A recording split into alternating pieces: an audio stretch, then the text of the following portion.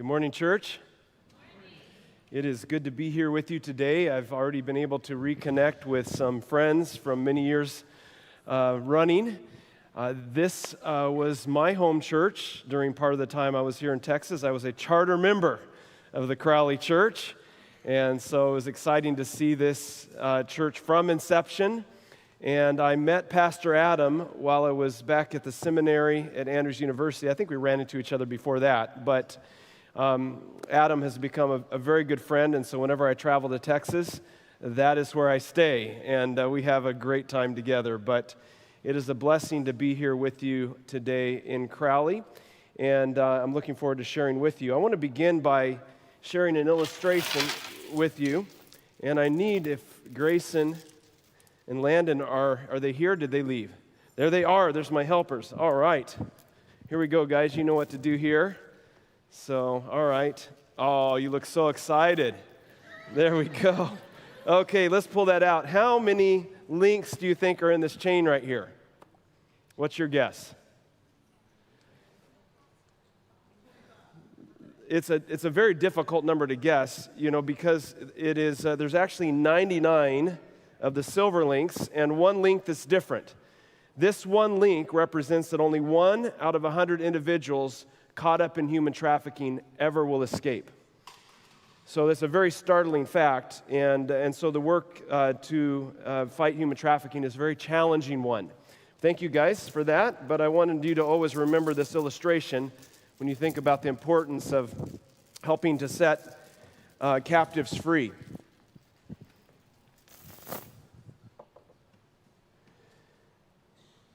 The title of my message this morning is Break the Chains. And I want to just bring to your attention something that probably many of your neighbors, your relatives, perhaps your work associates are talking about. And that is a movie that millions of Americans have viewed. And that movie is entitled Sound of Freedom. It came out over Independence Day weekend.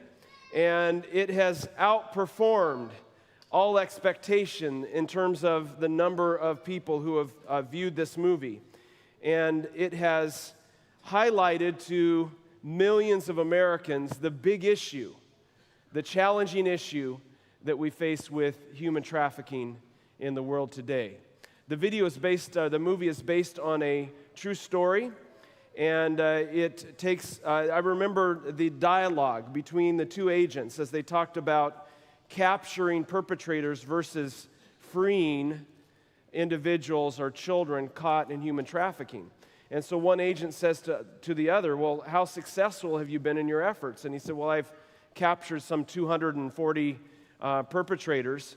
And he said, but how many children have you set free? There was silence. And then he said, well, most of them are across international borders. And that really launched him into a passion and a drive to go and actually free children that have been taken captive through human trafficking. And the film itself takes place in Colombia. And in fact, as I viewed that, I recognized that it looks very similar to our video of the work that we're doing in Colombia. We have a couple of projects in Colombia. But perhaps the most powerful phrase in the entire movie is this one: God's children are not for sale. So what this movie has done very effectively is it has raised awareness across America to the issue of human trafficking. But how much difference does awareness make? Awareness is a starting point, isn't it? Perhaps one of you will see at some point a human trafficking situation unfolding, and you'll call 911, and because of awareness, you're more likely to move to action. But what we want to do today, and what we're doing with Child Impact, is we're inviting people to move from awareness to actually taking action to make a difference in this evil in society. Well, I have a background as a professor, and I want to begin with a quiz because that will help you capture these points a little more succinctly as we go through. But here's the quiz.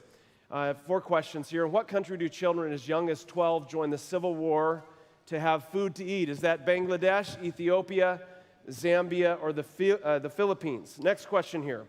What is the type of fast that God wants? Is it veggie juice fast, intermittent, break the chains of the oppressed, or social media fasting? Third question. What is the main cause of the lack of food in developing countries? Now, this question right here will separate the A students from the B students because these are all good answers. Do you like multiple choice questions like that? Those are very difficult ones, right? So you'll have to listen carefully to get the answer. What is the main cause of the lack of food in developing countries? Is it conflict and war, poverty, poor agricultural practices, or not enough rain? Now, in Texas, it may be tempting to say not enough rain. I was here when we had 100 days of 100 degrees or more. And Texas is kind of known for that, and it's a challenge. But listen carefully for the answer to that question. Last question here. Where is Child Impact's secret project? Is it North Korea, Iraq, Somalia, or it cannot be recorded or published? All right. I want you to imagine a couple thousand years ago, Jesus is attending his home church called a synagogue. And he is invited to give the scripture reading on this particular Sabbath in his synagogue. What scripture would Jesus select? As he scrolls through the book of Isaiah, he comes to what we call today, Isaiah chapter 61 and verse 1, and this is what he read out in the hearing of his hometown. Here it is. The Spirit of the Lord is upon me. Please read with me the bolded words. Because he has anointed me to proclaim good news to the poor. He has sent me to proclaim liberty to the captives and recovery of sight to the blind, and to set at liberty those who are oppressed, to proclaim the year of the Lord's favor. Here is Jesus of Nazareth, known to them as an excellent carpenter, known to them as the son of Mary and Joseph, and he is proclaiming his mission, his fulfillment of this prophecy from Isaiah 61:1. This is Jesus' mission to planet Earth. What is it? To proclaim good news to the poor, liberty to captives, recovering of sight to the blind, and set at liberty those who are oppressed. Our key passage for today flips back just a couple of pages there in the book of Isaiah, and it begins like this. Here is the way that I want you to fast. Now, I'd like to ask you a question. How many of you enjoy going without food for a period of time? How many of you would be looking forward to skipping lunch today? You know, going without food is a pleasure that we don't like to have in our lives. In fact, this summer in July, my family went to a health retreat, and they gave us some really good food to eat for a couple of days. And then we went into this fasting period that lasted for 90 hours, 5 minutes, and 32 seconds. No, it was over 90 hours, but I was counting down the time to get to that next meal. So after we did this fasting, they gave us some really good food again for a couple days, and then they sent us into another fast for 90 hours. And then they finished the health retreat with a couple of days of really good food, so at least you feel good when you left. I think it's the way that the health retreat was made affordable because you weren't eating any food. But I didn't enjoy fasting. I was happy to get back to a regular schedule with my food, but the concept of fasting has gained a lot of popularity, but not necessarily by depriving ourselves of food. There are some very creative ways of fasting if you search up on the internet. I found some of those. One is to set strict time limits for social media or to remove it altogether.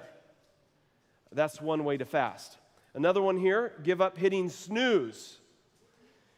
This one I don't understand. It says give up looking in the mirror to become more humble.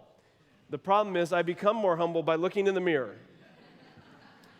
Give up video games or go through your possessions, donate 25% of them, and don't replace them by buying other things. So these are some creative ways to fast, but it's very clear whether it's going without food or it's going without something else the concept of fasting has to do with give up, give up, give up. And yet, when we come to Isaiah 58, verse 6, God introduces an entirely different type of fasting, a different concept of fasting that doesn't involve giving up. Rather, it involves getting up and taking action on behalf of the downtrodden. So let's take a look at the type of fast that God is recommending for his people. And I'd like for you to read with me the highlighted words. Set free those who are held by chains without any reason. Untie the ropes that hold people as slaves. Set free those who are crushed. Break every evil chain. Now I want you to notice these action words. They're very powerful, these highlighted words. If we go to the Hebrew, the word set free, the first Hebrew word used there in this passage is the Hebrew verb pathach, which means to open. Now, I'm staying with Pastor Adam right now, and if I were to go to the backyard where he has his dog and I were to open the gate, his dog would be set free. But that's probably not what you want to have happen. I don't think that's what you want Landon and Grayson to do later today, to set free your dog. So, for a captive to be set free means that there's an open path in front of them. They're no longer closed in. The next verb there used for set free is from the Hebrew, the second one there is from the Hebrew verb shalak, which means to send. You cannot send someone who is not free to go. And so, again, a very powerful word. Now let's go to the verb untie. This is from Nethar, and it's actually used to describe God's actions. It's attributed to God in Psalms 146, verse 7. God upholds the cause of the oppressed and gives food to the hungry. The Lord unties, or he sets, prisoners free. And then we go to the final word used here, and this is probably the most powerful word. The word that we translate break is from the Hebrew verb nathak, which means to pull or to tear away. Now, when you look at where else this word is used in the Old Testament, we find 3 uses in Judges chapter 16, and it's referring to Samson breaking the cords or the ropes that were used to bind him. That's a very powerful word. And so we have these action words that God is calling his people to take, powerful verb actions, but they have an object. They have a recipient of that action. And so the question is, who is it that we're to take these powerful actions on behalf of? Who would that be? These individuals are described as being held by chains, they're being described as slaves, and they're being described as crushed. I believe what is known today as human trafficking most accurately fits the description of the individuals that we are to take action to make a difference on their behalf. Human trafficking is often referred to as modern-day slavery, and it's an underground crime that must be brought to the light of day. There are more slaves today than at any time in Earth's history. The number is estimated to be 50 million. And just to put that into context, that is equivalent to the population of Texas, Oklahoma, Arkansas, Louisiana, New Mexico, and Mississippi combined. That is the number of individuals caught up in human trafficking today. Victims of human trafficking only live an average of 7 years after being taken against their will. Human trafficking is a $150 billion business, largely funded by illegal activities of individuals located in the United States. Now I want to pause and just state one very practical way that you can make a difference in the fight against human trafficking. When you look at this number, a large amount of that dollar figure is due to pornography. Anytime a girl or boy under the age of 18 is involved in pornography, it is classified as involved in pornographic acts in the sex industry, it is classified as human trafficking. So if you are involved in pornography, you are supporting human trafficking. I just want to be very open, very straight about that, because I know that's an issue in the church as well as outside of the church. So I just really want to challenge you on that, to find the help that you may need to break free from that, so that you are not indirectly and in a direct way supporting human trafficking. I'd like to share with you that Child Impact has embraced the mandate of Isaiah 58 to break the chains of those enslaved by the evils of human trafficking. Our goal is to eradicate exploitation, setting vulnerable children free to have a bright future, one that is filled with hope. Hope may be the most powerful word in the English language. In fact, one of our partners in Africa said this. She said, when you have hope, you have enough. And that is what we want to bring to those that are enslaved by human trafficking. So several years ago, Child Impact initiated a project called Operation Child Rescue. First of all, I think it's important for you to know that Child Impact is a Seventh-day Adventist organization, and that we are actually now locating on the campus of Southern Adventist University. So we've been nearby, but we have sold the building that we're in, and we are moving to rented space so we can be right there where students go to school. So they, for their volunteer hours, they can walk straight to our location and volunteer and learn about how they can make a difference in this world. And so for student volunteers, for interns, and the exposure for people coming onto campus, it's going to be a great experience. So if you ever show up to Southern, right by the Adventist Book Center, right next to the Village Market, look for us there and come in and say hello. We'd really love to meet you there. But when I arrived a couple of years ago, I was aware of this initiative called Operation Child Rescue, and I was aware that Child Impact, when I interviewed, had 3 projects in the country of India fighting human trafficking. But I began to wonder, what else is the Adventist Church doing to make a difference in this area? And so we did a survey, a global survey of what Seventh-day Adventists, any supporting ministry, denominationally, are we doing anything to fight this 50 billion, to free these 50 billion individuals. 50 million, sorry. And so as we began to look at it and explore this, the number of projects we identified, less than 10. No one organization other than Child Impact had more than 1 project. I was aware of a project that ADRA had in Thailand called Keep Girls Safe. That was the only project I knew about, other than like maybe one-off, support of some other entity outside of the Adventist Church that's fighting human trafficking. So I began to recognize, as our team did as well, that there is a huge need to step into this space. And so we began to grow this area of ministry of Child Impact. And over the past 2 years, we've now, our number of projects has increased to 19 projects in 14 countries. But our first projects there in India were, in a country where hidden brothels, begging rings, and forced child labor is commonplace. So in collaboration with government officials, sites were staked out and rescue missions were undertaken. Literally, the doors of brothels were knocked down.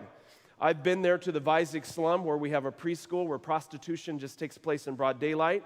We have begun offering tailoring classes for these women so that they can learn a different trade. And I was able to see the first generation graduate, and they're doing different work. One was running a shop. A couple of ladies were running a tailoring business out of their homes, and they've given that life, they've set it aside, and we're able to have a preschool right there in this brothel.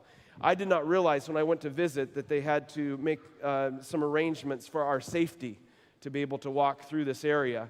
I felt totally safe, but I guess that was because it was pre-planned, and they didn't want to scare me by saying that they had to do that. But challenging situations to step into. But I'd like to briefly share with you 3 of our projects that I'm quite excited about. These are among the 19. We have requests for many more, but let me just share these ones with you. Girls as young as 12 on the border between Zambia and Zimbabwe are faced what seems like an impossible situation. Do they watch their siblings starve, or do they sacrifice themselves to be exploited by truck drivers and put food on the table for those that they love? Child Impact is providing other options for these girls. We initially rented a dormitory and rescued 36 girls that had been going to school this last year, and they've been walking from off campus, from the rented dormitory with security onto campus, and have been able to pursue an education. I can tell you, in meeting these girls, they are so excited to be freed from the bondage that they were in. And they are making the most of the opportunity that has been placed in front of them. I could share with you so many stories just from this one project. One girl I met, we went to visit their homes where they've come from. And her father was a fisherman walking 2 hours to fish and then 2 hours back home, but one day he got attacked by a crocodile. So he dropped his pants right in front of me and showed the scars on his leg where he was able to break free from that crocodile, but he can no longer walk the 2 hours to go fish and support his family, which immediately the daughter becomes vulnerable. In her desire to help her family survive, becomes vulnerable to solicitation by truck drivers. They're out there wanting to sell vegetables. The truck drivers have something else in mind. And so this is a tremendously challenging situation. Met another girl who was trafficked by her cousin, who contracted AIDS as a result. Just very, very challenging situations. But last year we made an appeal to build a dormitory to support these girls and be able to move 100 girls on campus there at Riverside Farm so they could go to school and they could be freed from trafficking. That dormitory was fully funded and is nearing completion. The girls will be moving in the beginning of January. I'm planning to go for the dedication and the grand opening in January. I'm happy to take any of you with me that would like to go. We are taking several people on that trip, but it will be an amazing thing to be there. We have a welcome packet for the girls as they arrive. Right now, we've started a tailoring class for girls that have been actively involved in prostitution. They want to break free. They want to get out of it. And so it's a tailoring and tutoring class so they can learn a trade, and they can also work on passing an exam so they can get into school when the dormitory opens in January. So it's a big project that will involve 100 girls. This girl in the orange skirt, after I preached on Sabbath morning there, she approached me along with a group of other girls, but she was a spokesperson, just a little bit nervous. She said, "I want to thank Child Impact for changing our lives." And she started to cry. And then she said, "We've had really tough lives." I can tell you it's the donors of Child Impact that have made this possible. And to be able to see that firsthand was such a powerful, powerful experience.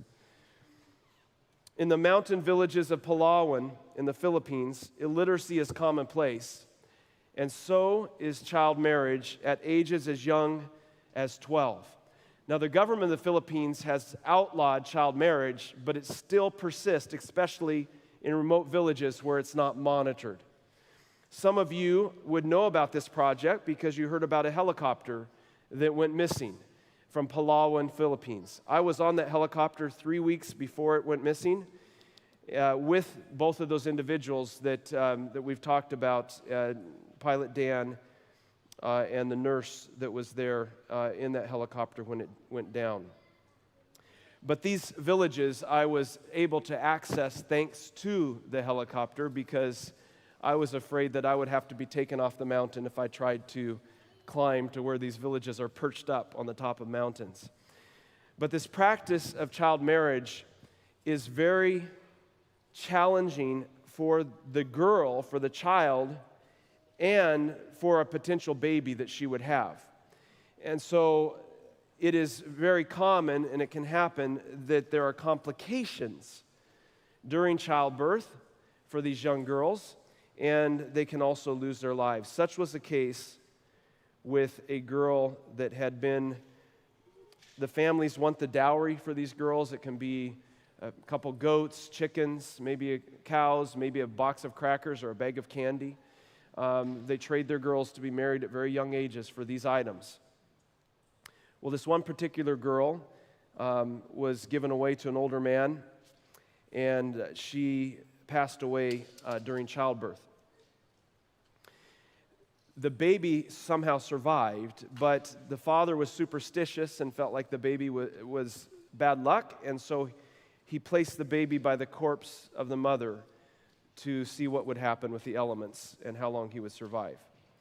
Fortunately, a lady that is a teacher there who had been raised in the home of missionaries, herself had been orphaned but had been rescued. She hiked for hours to come and rescue this baby and adopted him as her own. Well, she didn't have the funds, the resources to do that, so Child Impact provided what she needed for the formula and food for the baby and also the funds to help her adopt this child. So I was really looking forward to meeting baby James. He is now toddler James, and you can see what a gorgeous baby he is. But we're following his journey, and we're going to do another video story on him this next year. But we want to be involved in helping to break this cultural practice that is so destructive of child marriage. We're doing that through education. Today at the tables in the back, you'll see many children from the Philippines that are available for sponsorship. If we can keep them in school, if we can give them another path for education, they can break free from this. I'd like to share, here's a quick little video of James. Maybe we can see if we can get the audio on this too. It's good practice for the next short video that's coming up. All right. Just flourishing. It's so great to finally meet him. Let's see if we can give one more try on that audio. Hey, this is baby James. Some of you remember him. He's a toddler now, and I want to say thank you to everyone who helped support his journey. He was abandoned as a baby, and he's now been adopted by Merlin, and it's just flourishing. It's so great to finally meet him. The ones he wants us to set free, to break the evil chain, to help them find the freedom that's been taken from them. This is the promise he gives to those individuals. And let's read it together. Then the light of my blessing will shine on you like the rising sun. I will heal you quickly. I will march out ahead of you, and my glory will follow behind you and guard you. Wow. I want to invite you to experience that blessing in your life. If you have a magazine near you, inside that magazine is a card. And I do have a little bit more to share before we close today. But I want to just right now pause and invite you to take that card and to consider becoming part of the rescue party. What's a rescue party? It's a group of people who attempt to rescue, find, or save a person or people from danger. I really want to invite you to become part of that group of people. I mean, it's an exciting adventure to be on. And so we've determined that those individuals that support our rescue projects monthly, through a monthly donation. Individuals have written in $10 a month, and we've had someone write in $500 a month.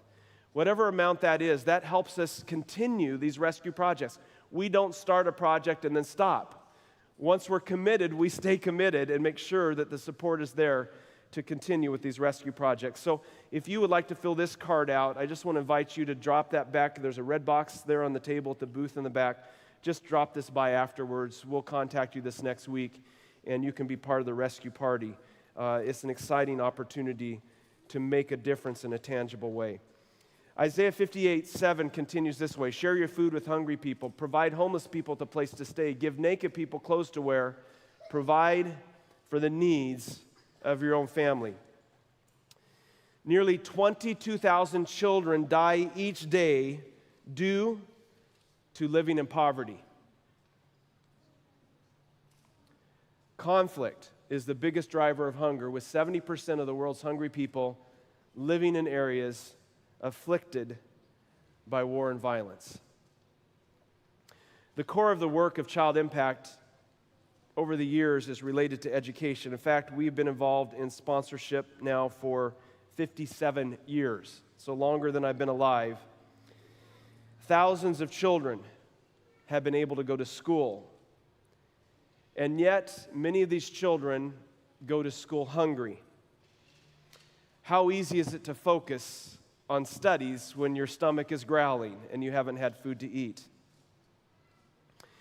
And so a couple of years ago, as I began my work at Child Impact, we determined that we would increase our sponsorship rates from $25 a month to $32 a month so that we could provide a lunch meal for our day students. And then our boarding students obviously get 3 meals a day. Last year, Child Impact was able to provide 2.4 million meals for children through our sponsorship program. So that's significant. But I want to just share a couple of particular cases where this is challenging. In Ethiopia, children as young as 12 join the civil war so they can get some food to eat. They don't want to fight, they don't want to risk losing their lives, but they recognize that if they don't join, they will likely starve to death. Our partner in Ethiopia is an amazing individual. He was disabled as a child, and he was also orphaned during the famine during the 80s. Through sponsorship with a different organization, he was able to complete his education and was offered a government job when he graduated from college. But he wanted to pursue his dream to open an orphanage for disabled children. And that is what he's done. And so we're supporting his project there in Ethiopia with now 600 students in 2 locations. Just a powerful ministry there. But these children don't have to sign up for war in order to have food to eat. And we're praising God for that. This next project I want to share with you is a very short video, but I think it is probably where my heart has been touched the deepest. And it is hard to visit these projects without tears coming to your eyes. It's hard to visit without losing sleep. And just always asking the question, can we save one more? Can we do more? But this project in particular touched very close to my heart, and I just want to share it in the video format. Simeon is a boy that my family has been sponsoring here in Bangladesh. And he traveled from where he lives to the big city in Dhaka to spend the day with me. And so we got to walk on the streets. We got to experience many things. For him, it was the first time to do that. And we got to spoil him just a little bit. We got a little bit of sugarcane juice for him to drink there on the street and bought him a special treat. And then I wanted to get him a soccer jersey for his favorite team. And of course, Argentina that just won the World Cup, his favorite player is Messi, and so we were able to get him a shirt. And able to kick a ball around a little bit, ride around in a rickshaw, and it was just an amazing experience. As I interacted with Simeon, I discovered that he has 4 siblings, but 2 of them tragically have passed away due to sickness. And then our sponsorship coordinator here in this country let me know that part of the funds that Child Impact sends to support these children provides some basic medical care, and in exceptional circumstances, they contact our office for additional help. So I wondered what would have happened, what would the difference have been in the outcome had Simeon's brothers been sponsored in one of our schools. I have not really thought about sponsorship being a life and death circumstance before, but as I reflected on this personal story with a child that I am sponsoring, that my family sponsored, and his journey, I had to recognize that sponsorship does mean life and death in many cases for these children. Back in the United States, I selected Simeon based on a photo and profile. This profile shared with me certain things about what grade he's in, what school he goes to, how old he is, and even a little bit about his family. But what a different experience to meet him firsthand, to be able to put my arm around his shoulder, to be able to go and experience things with him for the very first time. And I see that sponsorship is real, that real lives are impacted. It was such a joy to spend the day with Simeon and to bring this little piece of joy to his life and know that even though I'm half a world apart, that it can be making a difference in the life of a child in such a significant way.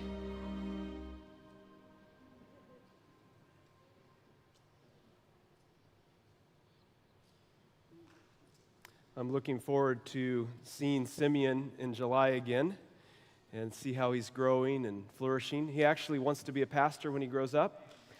He has a Bible beside his bed, and his teachers tell me that he reads that with his own initiative. So it's super exciting. And I just had to wonder, what could it be for his siblings? It seems overwhelming, and I have a slide here for this. It can seem overwhelming. The need is so great. But I like to put it this way: you can change the world one child at a time. Every child has a ripple impact within their influence. And as I look at these children, Shamperna on the far left, she's a girl from Bangladesh, very difficult background she's gone through, didn't have a sponsor. And so when I went to her school in Bangladesh, the sponsorship coordinator told me that Shamperna follows her all over, and she comes to her office every day asking, can I have a sponsor? Because she knows that there's no one to pay her school bill. And so as I looked at her circumstance, I said, you know what, we will put her in our sponsorship program. I posted up on Facebook her picture, and I said, the first person to respond gets the privilege of sponsoring this girl. Well, guess who the first person to respond was? My mom. My mom is retired. She's on Social Security, but she's sponsoring 4 children. And so Shamperna is sponsored by my mom. The next one here is Miracle Moses. He was buried alive at birth in a shallow grave, and a miracle that a shepherd heard him crying from under the ground, and he was able to be rescued. He is part of our project one of our projects in Tanzania that we support. The girl next to him is from our blind school that we support in India. We have a blind school there. We support the deaf school. The first deaf school started by Adventist anywhere in the world is there in India, and we are the primary supporters for that school as well. It's a massive challenge, but we can make a difference a child at a time. In the lobby, just right back here, just in the back of the auditorium here, we have profiles of 48, now 45 children. As 3 were sponsored before church, which is great. But would like for you to stop by and consider sponsoring a child. $32 a month for a day student, $45 for a boarding student. I had somebody approach me that was already a sponsor of 3 children. And he said to me, it's time to do more. And later that day, he came by the booth and he sponsored 17 additional children. So now he has 20 children. He's a dentist. He has photos of them all up in his office of the kids that he's sponsoring. And some of you are able to do more than one child. And if that's your reality, I can tell you it makes a world of difference for that child. And I just want to give you an idea of the ripple impact. In Bangladesh, as I mentioned, we've been doing sponsorship for 57 years, previously known as Asian Aid.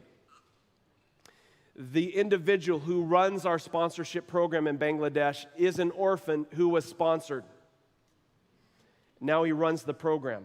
I met teachers. I met the principal at one of our big schools in Bangladesh. They were sponsored to go to school at that school that they now lead. So when you sponsor a child, you don't know what their future will be and the influence that they can have. There's the leader of one of our projects. His name is Musa Mitakara. You can look him up. He's the secretary of a division in Africa. One of the fields, they're baptizing thousands and thousands of people a year. He was raised in the home of missionaries.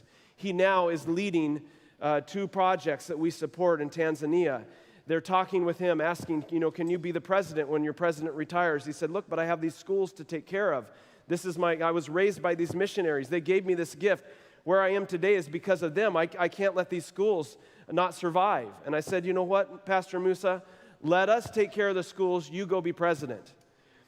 You do not know the impact until eternity that sponsoring a child can have. I want to share with you how our family has personally been involved in this mission. We sponsor 3 children.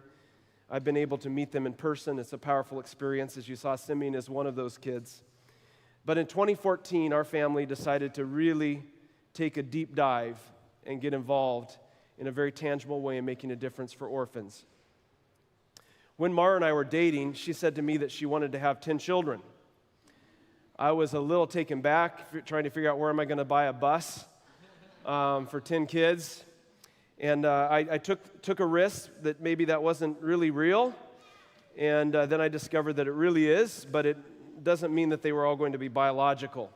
And, we've been involved in many different ways in supporting kids in our home and in various ways. But we got more tangibly, deeply involved in 2014 when we hosted 2 boys from an orphanage in Latvia. the two little guys in the front there, Daniel and Andres. And they would come to visit us during summers, for Christmas. It's an organization called Project 143. They're still involved in orphan hosting, and it's possible to actually adopt these children that you host.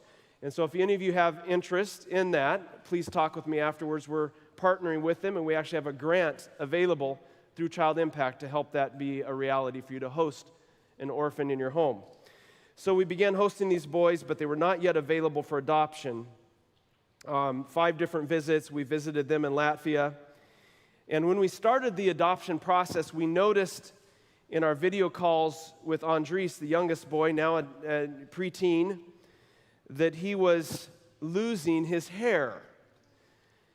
I was worried about this because I knew he was sick. He was in the hospital, but nobody had told us what was really going on. So I approached the adoption agency and said, I'm really concerned that Andres might be very sick. Can you check and see what's going on? When they checked back with us a couple of days later, they said that Andres is the sickest boy that we've ever had in our adoption program. Andres was battling leukemia. Well, over 2 years ago now, when we traveled to pick the boys up and bring them home permanently, where they wouldn't have to ever go back to Latvia again, they could come to their home, never be in an orphanage again. Andres was supposed to be in remission, still taking tons of medications. But after a few happy months at home, with so many memories that we cherish, and I just want to share a couple photos here. Love to greet with me at the church that we go to. There was a relapse with the leukemia. In fact, we knew that something was wrong, and we actually booked a ticket to go back to Latvia to have some medical exams done to see what was going on. We didn't have insurance in the United States because it was a pre-existing condition and because he wasn't yet a U.S. citizen. So we were kind of in a really tenuous place. And so we booked this ticket back to Latvia where we'd have free care. The day before the flight was scheduled, my wife had to call an ambulance to take him to the hospital. They said to us at that moment that there is not an airplane on planet Earth that will fly with this boy. And so they admitted him to the hospital without us knowing how are we even going to cover these medical bills. But most of all, what is the best thing we can do to help this boy with what he's encountering? God did miracles on the financial side. And we even went through the medical intervention of a bone marrow transplant. And this journey went on for month after month. Andres won the hearts of all who cared for him. Every time a nurse would come into the room with all the tubes and support that he had there on his hand, he would make a half of a heart. And then the nurse would walk over to the bed and she would complete the heart, at which point he would take her hand and kiss her hand. So he won the hearts of all those that took care of him. And the journey was very difficult. As we sat with all of the doctors one day, they said, there's no coming back at this point. The social worker told us we've never had a child reach this point and have it reverse. We'd been praying for a miracle all along. I quickly rushed down to pick our boys up from school, our 3 other boys, and rushed them to the hospital so they could say goodbye. This is a photo in the hospital room on the last day of Andres' life here on earth. And he passed away on April 13 of this year. I can tell you that our hearts have been broken through this journey. This is our boy that passed away. That's not supposed to happen that way. Some of you have been on a painful journey like that. But we know this for certain. This amazing boy, now 14 years old, he got to know Jesus. He loved his pastors. He loved his church. He loved singing songs to Jesus. His dream came true of being part of a family. When he grew up, he wanted to adopt. And he could hardly wait for heaven where there would be no more leukemia. Today, I'm not asking you to take the same step that our family did. Although if there's some here that are interested in adopting or hosting, I'm certainly happy to visit with you about that. What I am asking is that you would consider changing the life for one or more children.